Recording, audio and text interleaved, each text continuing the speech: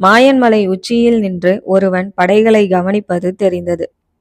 பாரியாயிருக்கும் என்று ஆழ்மனது உணர்த்தியவுடன் நெருப்பினுள் பாயும் நீரைப் போல் ஒரு கணத்தில் ஆழ்மனது முழுதும் பாரி பரவினான். உடலின் முடிகள் சிலிர்த்து இனம் புரியாத உணர்வு பரவ மனம் பரவசத்துடன் பணிந்தது.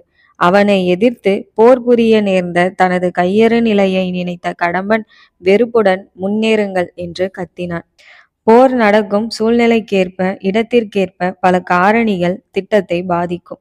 சிறந்த மதியூகி ஒரு திட்டத்தை உருவாக்குகையில் பல அடுக்குகளை உருவாக்குகிறான். முதல் அடுக்கு தவறுகையில் இரண்டாவது அடுக்கு துணை நிற்கும்.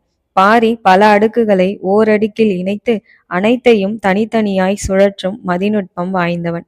சேரப்படையின் தன்மையை சற்று நேரம் கவனித்துவிட்டு செம்மலைக்கு செல்வதற்காக கீழிறங்கினான். முத்திரமலை புலிகரடு மலைகளின் உச்சியில் இருந்த பரம்பு வீரர்கள் பாறைகளை உருட்டி மலையின் ஓரங்களில் நிறுத்தியிருந்தனர். மலை மேலிருந்த வாரியன் சமவெளிக்குள் நுழையும் சேரப்படையை கவனித்தவாறு நின்றார். சேரற்படை வீரர்கள் இரு மலைகளுக்கிடையே நுழைந்த பொழுது வரிசை வரிசையாக போதிய இடைவெளியுடன் நகர்ந்தனர். பாறையை உருட்டும் போது ஏற்படும் சேதத்தை தவிர்க்க அவ்வாறு நுழைகிறார்கள் என்பதை உணர்ந்ததும் அறிவிற் சிறந்த தளபதி சேரப்படையை வழிநடத்துகிறான் என்றெண்ணினார்.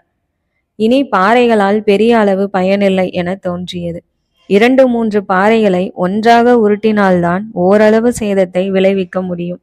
எனினும் யானைகள் படைகளை தாக்கும் போது படையின் ஒழுங்கு குலையும் என்று எண்ணினார். அதற்குள் சருகுமலை குன்றின் மேலிருந்து வாரியனை பின்வாங்குமாறு ஓசைகள் எழத் துவங்கின.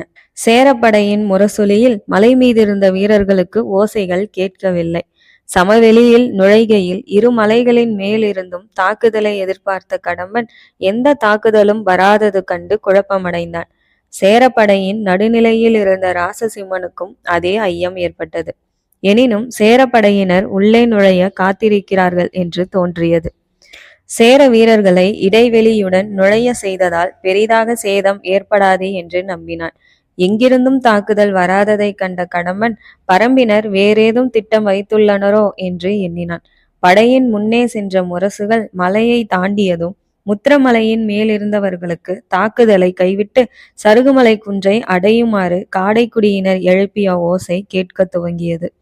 வாரியன் குழம்பி போனார். எதற்காக பாரி பின்னேறச் சொல்கிறான் என்று புரியவில்லை.